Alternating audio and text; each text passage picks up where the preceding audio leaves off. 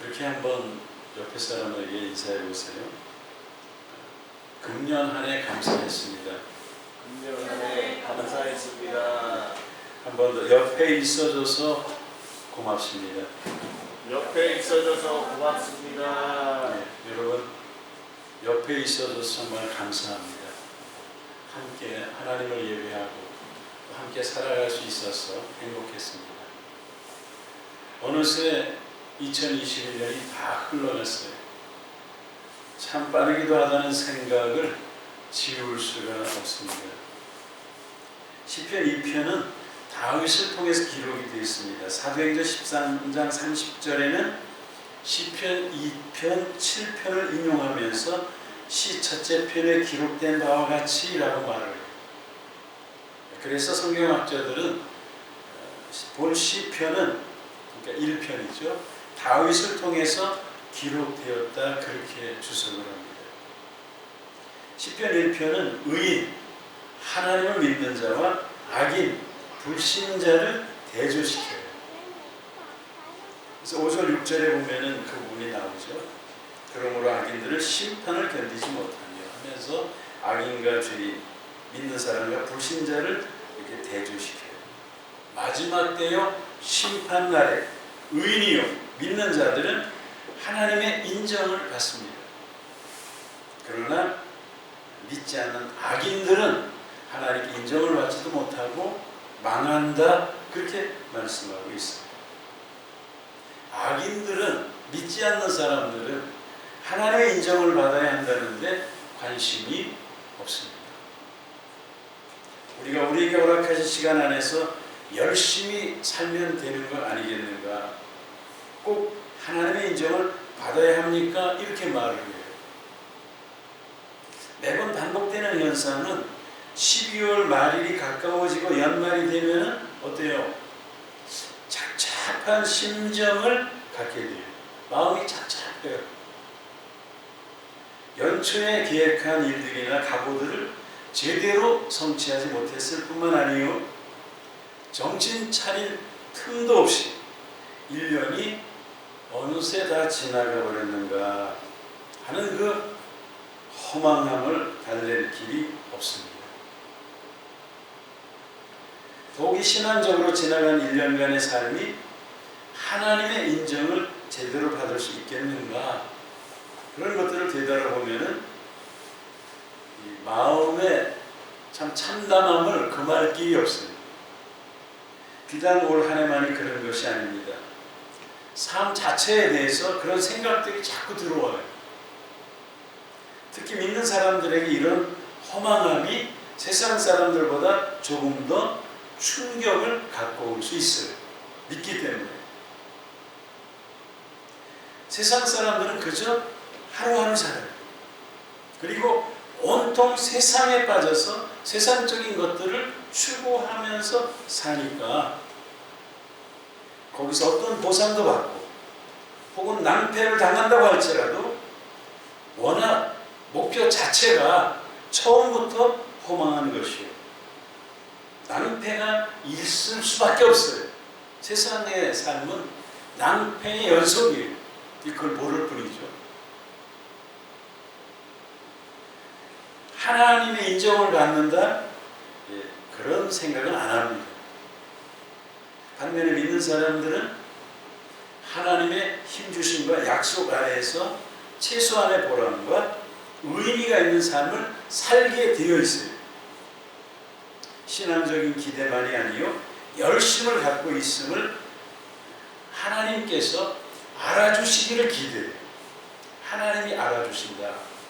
그건 대단한 것이기 때문에 하나님이 알아주신다는데 굉장한 기대를 갖고 살아요. 그런데 어쩌면은 이렇게 생각 없이 아니 생각할 틈도 없이 마치 낭떠러지에서 떨어지고 폭포수에서 떨어진 것 같이 정신을 차려 보려고 하면은 어떻게 돼요? 벌써 연말이 금년 시간 다 지나갔습니다. 이제 10여 분 남았어요. 작년부터 이어진 코로나19와 변이 바이러스로 인해서 우리는 어느 때보다도 고통스러웠어요. 여러분 최근 어떤 생각을 하면서 살아오셨습니까? 우리의 인생의 배는 지금 어디를 향해서 나아가는지 확인해 보셨어요? 어디를 향해 나아가고 있습니까? 후회는 없으셨습니까? 2021년 하나님께서 인정하실 만한 한 해였어요? 이제 21년은 역사의 뒤안길로 사라져가고 있습니다. 우리는 금년을 다 보내고 지금 송구영신 예배에 나와서 앉아있어요. 새해는 우리들 바로 앞에 와 있습니다. 한시여분 앞에. 불신자들은 하나님을 인정조차 하지 않고 하나님께서 알아주시거나 인정해 주신다는 개념이 없어요. 반면에 하나님을 믿는 우리들에게는 하나님께서 그 삶을 인정해 주시고 알아주시고 믿어주시고 평가해 주신다는 것은 대단히 중요하다고 믿습니다. 하나님께서는 무엇 때문에 다윗으로 하여금 하나님의 인정하심에 관심을 갖고 살도록 인도해 주셨습니다. 첫째로 그것은 하나님의 인정을 받지 못하는 삶이 얼마나 비참한가를 보여주시기 위해서예요. 부모의 인정을 받지 못하는 자녀 비참하죠. 근데 하나님의 인정을 못 받아. 그 더 비참한 거예요. 하나님의 인정을 받지 못하는 거예요. 둘째는 진정 복된 삶은 하나님의 인정을 받는 삶임을 보여주기 위해서 다윗을 이렇게 인도하신 것이죠. 근데 오늘 본문에 나타난 하나님은 어떤 분이십니까? 악인들이 나오죠. 심판이 나와요. 죄인들이 나와요. 의인들의 모임이 나와요. 인정, 망한다. 이런 단어들이 쭉 나와요. 이런 단어들을 보면은 종말에 심판하시는 하나님이 나타나요. 보면 종말에 심판하신다는 것을. 하나님은 사랑의 하나님이시지만은 마지막 날에 그가 삶의 보고서대로 반드시 심판하고 갚으시는 하나님이십니다. 믿습니까? 아멘. 반드시 심판하세요.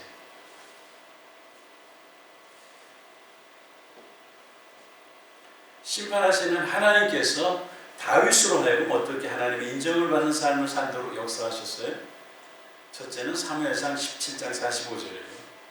다윗이 블레셋 사람에게 이르되 너는 칼과 창과 단창으로 내게 나아오거니와 나는 만군의 여호와의 이름 곧 네가 모욕하는 이스라엘 군대의 하나님의 이름으로 네게 나아가노라. 다윗이 그렇게 외쳐요. 하나님께서는 다윗이 어려서부터 확실한 삶의 정체성을 갖도록 역사하셨어요. 그 어린 소년이 골리앗에게 나가면서 하나님의 이름으로 나가요. 할렐루야죠. 어린 소년이 대단한 거죠. 그게 하나님의 은혜입니다. 저희가 이제 어릴 때 초등학교 때 교회 다녔잖아요. 청년 때 교회 다녔잖아요. 지금 생각해 보면 그게 우리가 한 게 아니에요.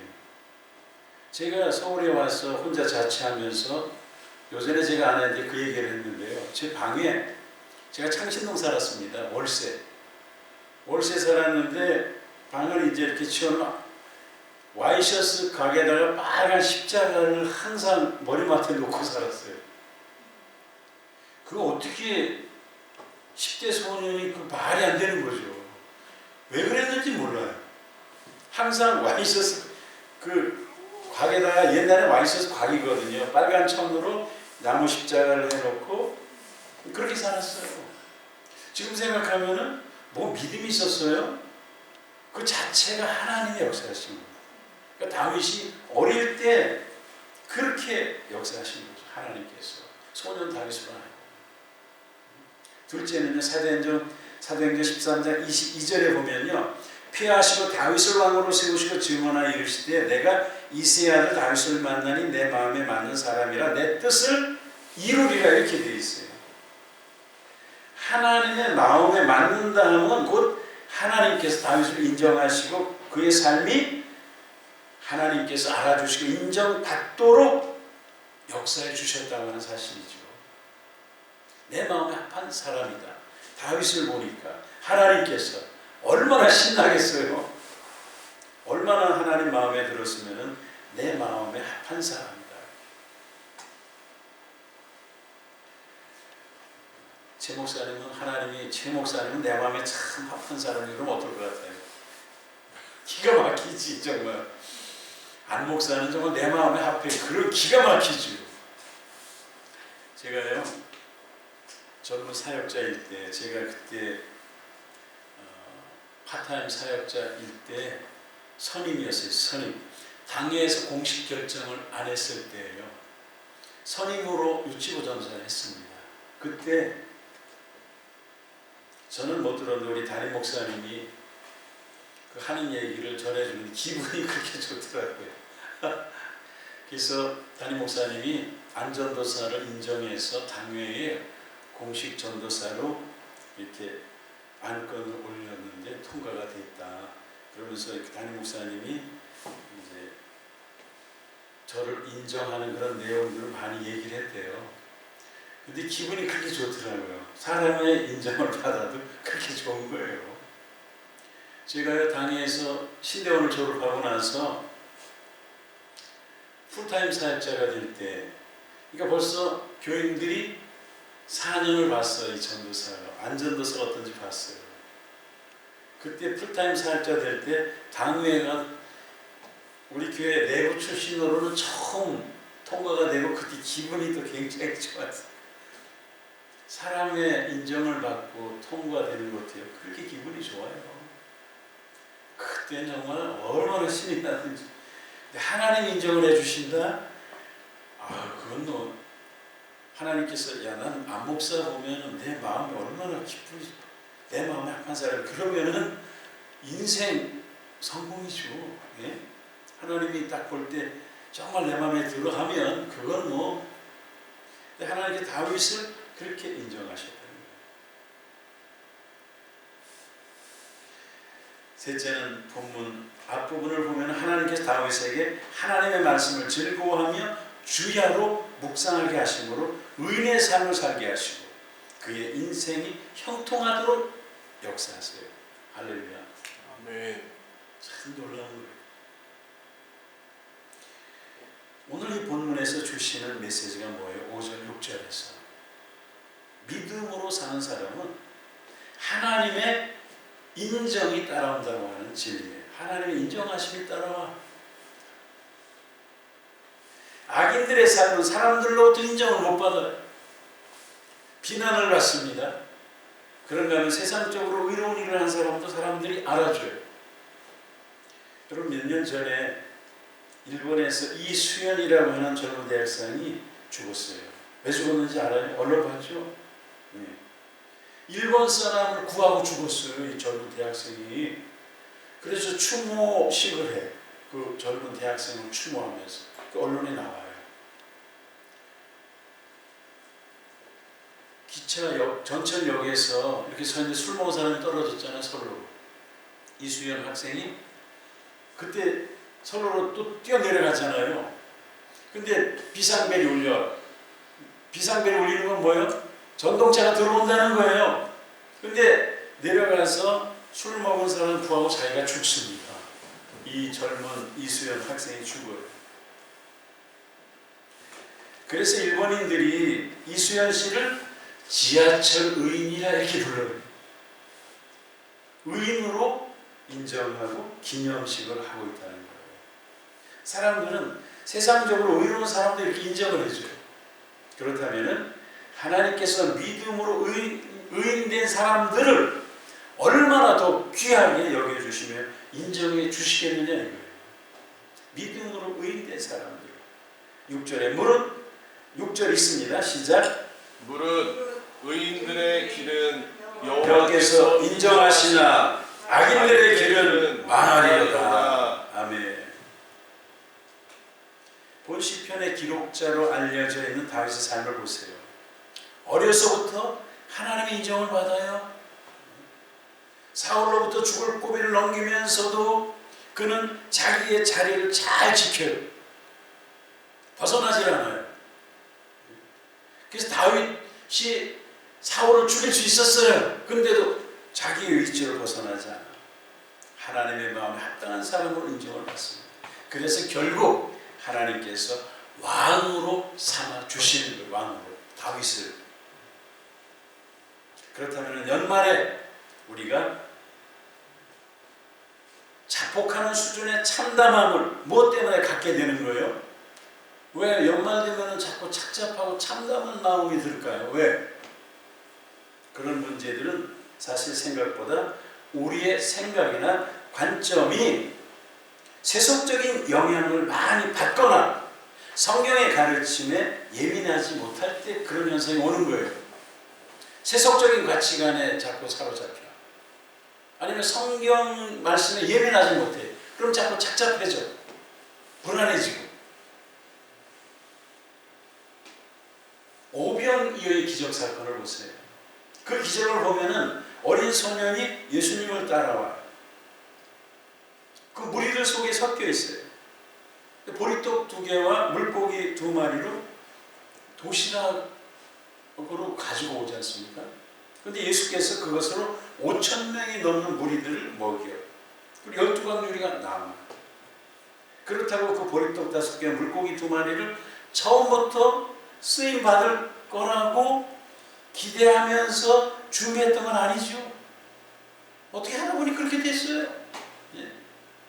보리떡은 그냥 보리떡이에요. 물고기 역시 그냥 물고기예요. 그런데 하나님의 쓰임을 받으니까 놀랍게 역사가 일어나고 쓰임을 받은 거예요. 이게 무슨 소년의 뭐 야망이나 그 준비나 내용이 특별한 게 있어요? 아무것도 없어요.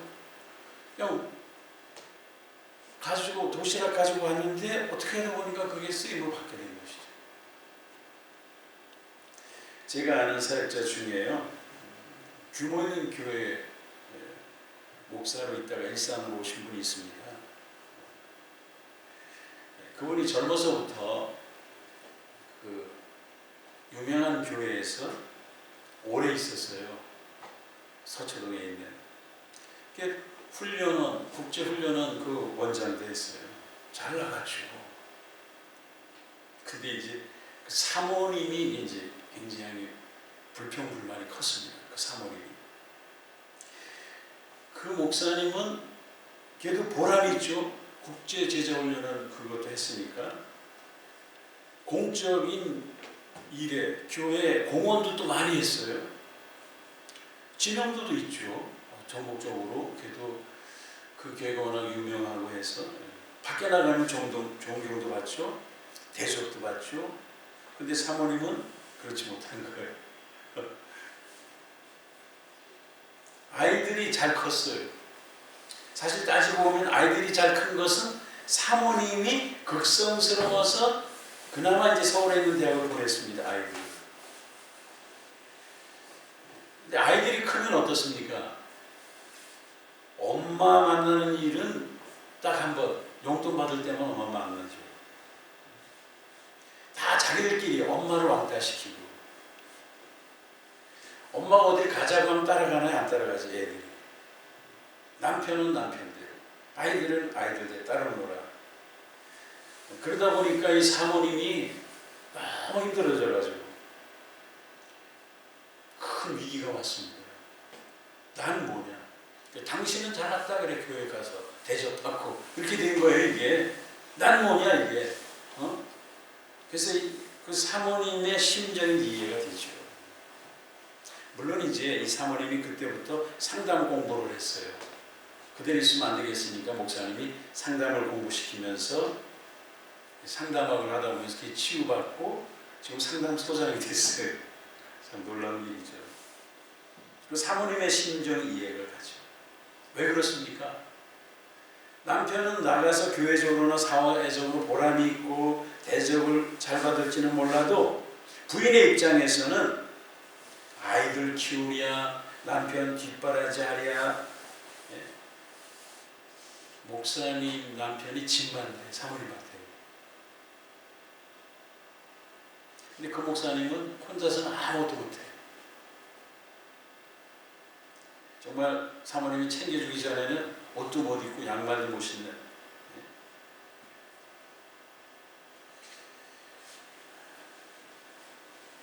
아마 부인들에게 있어서 이런 마음이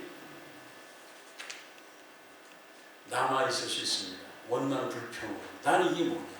남편은 그렇다 쳐요. 사실 이런 것들은 그 사모님만이 아니에요.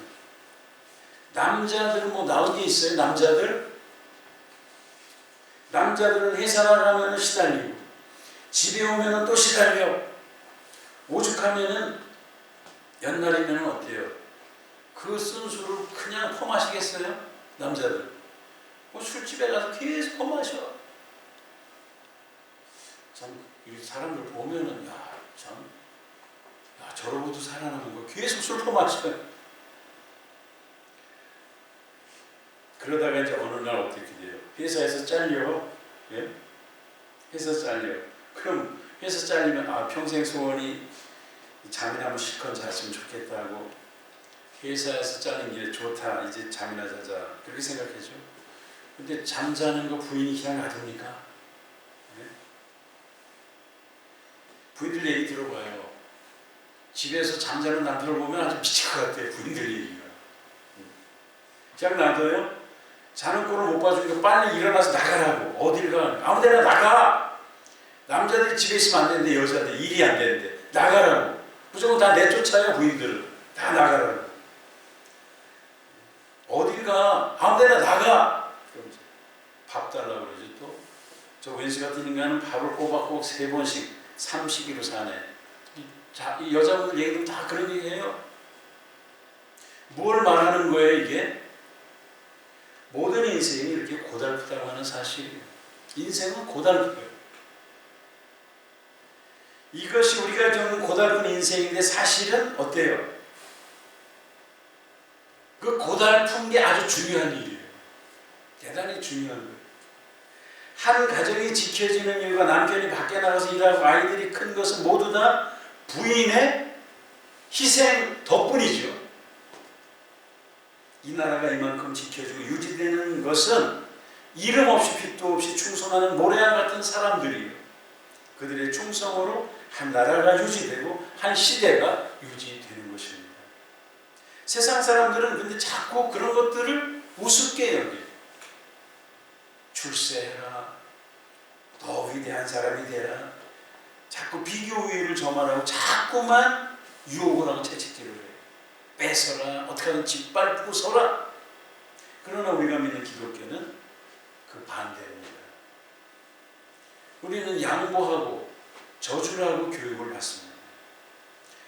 우리들 때문에 다른 사람의 혜택을 받도록 하라고 가르쳐요.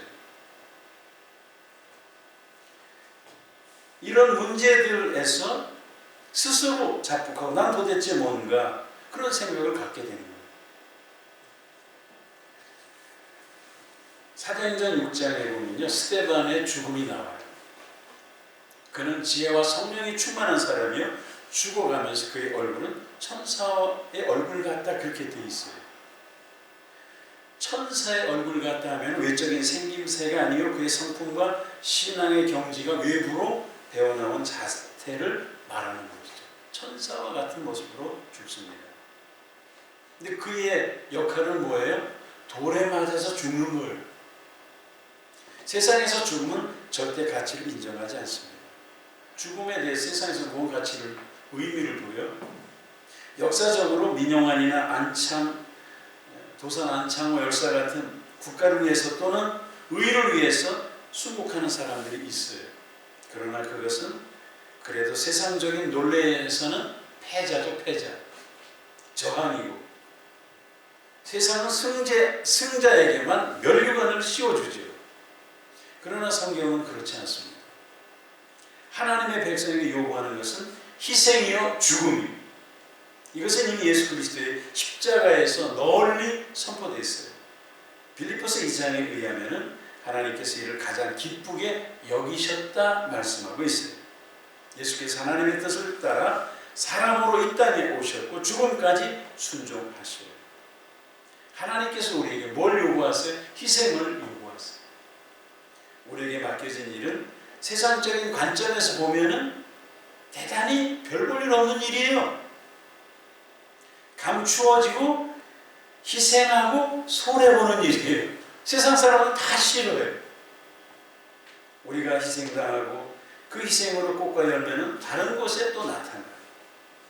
성경에서 요구하는 모습은 바로 그런 것들을 요구하는 거예요. 감추어지고 낮아지고 희생하고. 이런 것들을 이해하지 못하면 어떻게 돼요? 원망 불평이 터져나오고 자폭하는 거예요. 나는 뭔가? 내 인생이 이게 뭐야? 내 인생이 뭐 이 모양 이 꼴이야 이렇게 되는 것이죠.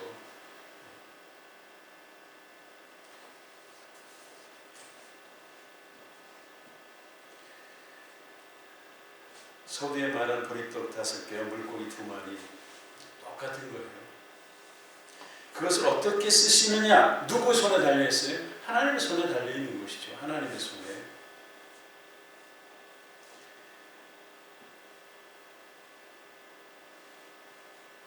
보리떡, 주목을 받게 된 보리떡, 그렇지 않은 보리떡 똑같은 거예요. 보리떡은 광줄에 남겨진 보리떡이나 누구의 밥상에 올라서 누구 입에 들어가서 누가 뭐 어떻게 되었는지 모르는 보리떡과 똑같이, 보리떡은 남겨진 거나 사람 입안에 들어간 거나 임무를 다 한 거 똑같은 거예요. 하나님께서는 이름 없이 빛도 없이 기억됨도 없이 평범한 일을 하는 것을 대단히 소중하게 여겨주시죠. 별 볼 일 없는 것 같아도요, 굉장히 중요한 것입니다. 예수께서 반드시 기억해 주세요. 2021년 동안 우리가 무엇을 했습니까? 지난해가 됐어요. 가정을 지켰어요. 우리 각자가 무너지지 않고 자신을 지켰어요. 고달픈 직장 생활을 지켜냈어요. 우리가 무슨 일을 크게 했습니까, 작년에? 그저 우리에게 맡겨진 일을 그 자리에서 해왔어요. 그동안 무엇을 인내했습니까, 작년에? 도약하고 싶고, 남보다 더 앞서가고 싶고, 지루하고 별 볼 일 없어 보이는 일을 때려치고 크게 한 건 하고 싶은 욕망, 야심과 더러운 자존심을 다 누르고 우리의 분수를 지켰습니다. 때로는 무너지고 싶고 자폭하고 싶고, 그러나 스스로 무너지지 않았어요. 대단히 큰 것입니다. 그럼에도 세상은 인정해 주지 않습니다. 그러나 하나님께서 그 삶을 어떻게 해요? 인정해 주십니다. 아멘. 우리가 지지고 볶으면서 살아낸 하루하루, 힘들고 지쳐 낙마하고 넘어져도 아주 넘어지지 않았던 날들을, 우리가 기억도 못하는 날들을 하나님이 기억하고 계십니다. 아멘. 제가 그런 말을 했어요. 어제 1년을 기적같이 살았다. 1년을 어떻게 살았는가? 기적이에요. 1년을 생각하면 정말 아픔도 많고, 근데 기적처럼 살았어요. 어떻게 살았는지 몰라요. 정말 하나님은 아시죠. 우리가 기억도 못하는 그런 날들이 너무나 많았어요. 그러나 그것은 잘한 일입니다. 그래서 이 시대가 지켜지고, 이 나라가 지켜지고, 교회가 지켜지고, 가정이 지켜졌어요. 아멘. 우리가 책임을 외면한다면 성실하고 건강한 자손이 어떻게 생겨나겠어요?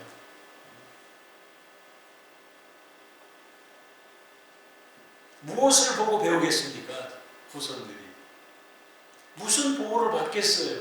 그 위치에 서 있지 못하다면. 내버려진 자들이 됐을 거예요. 가장으로 그 자리에 우뚝 서 있으니까 자녀들이 다 지켜주는 거 아니에요? 젊을 땐 몰랐는데 나이를 먹게 되니까 이게 부모가 잘 서 있어야 되는구나 그런 생각이 들어요. 부모가 잘 서 있어야 돼. 그래야 자식이 미래가 있죠. 부모가 아차 싶으면 자식은 망가집니다. 그래서 그 자리에 우뚝 서 있는 것 자체가 대단한 거예요. 자식을 지켜낼 수 있는 거 아니에요. 부모가 쓰러지면 어떻게 돼요? 자식이 어떻게 되겠어요? 여러분, 우리가 그렇게 중요한 일을 하고 있음을 기억하세요. 우리가 이렇게 서 있으므로 작년 한 해 다 지켜졌어요. 그런 일들이 너무 많으니까 어떻게 돼요? 값싸게 여겨 그거를. 별거 아닌 것으로 생각을 해요. 천만의 말씀이죠. 하나님께서 가치 있는 것들을 우리 모두에게 주셨습니다. 있어도 되고 없어도 되는 것들을 구별해서 누군가에게 주세요. 그런 것 중에 하나가 뭐냐? 위대한 것. 사실 그런 것들은요, 없어도 그만이에요. 위대한 사람은 몇 사람밖에 안 돼요. 그러나 우리 모두가 가져야 하는 것은 성실을 가져요. 분수를 지키는 마음, 절제하는 것, 견디는 것, 낮아지는 것, 다른 사람을 위하는 마음, 다른 사람이 잘 되는 것을 기뻐하는 마음, 그런 것들을 우리가 갖고 살아야 돼요. 그래야 칭찬을 받습니다. 아멘. 하나님께서 우리 인정하시고 또 큰 일을 맡겨주셨습니다. 소돔과 고모라 성의 운명이 10명의 의인 손에 달려 있었어요. 오늘 이 시대의 운명과 번영은 여러분과 저의 손에 달려 있습니다. 아멘. 새해가 밝았어요. 새해가 누구 손에 달려 있어요? 내 손에 달려 있습니다. 해보세요. 내 손 안에 달려 있습니다.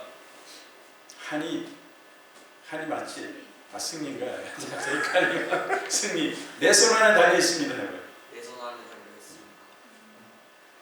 내 손 안에 달려 있어요. 이 시대가. 아멘. 네? 그걸 알아요. 다른 손은 그냥 불신자에게 달려있는 게 아니에요.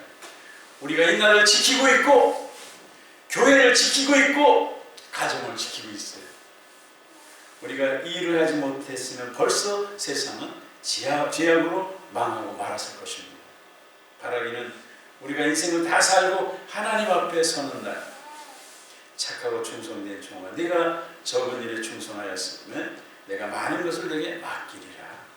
칭찬을 받는 저와 여러분 인생이 되기를 간절히 축원합니다. 아멘. 기도하겠습니다.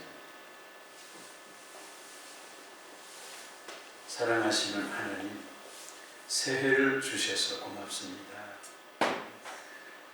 이 새해 밝아온 2022년 우리 자리에서 하나님이 주신 그 직분 또 버텨야 하는 일들을 잘 버텨내며 승리할 수 있도록 도와주시옵소서. 아멘. 우리 힘으로 쓰러질 수밖에 없지만은 하나님이 힘을 주시옵시고 지혜를 주시옵시고 그래서 또 한 해 승리할 수 있도록 축복하여 주옵소서.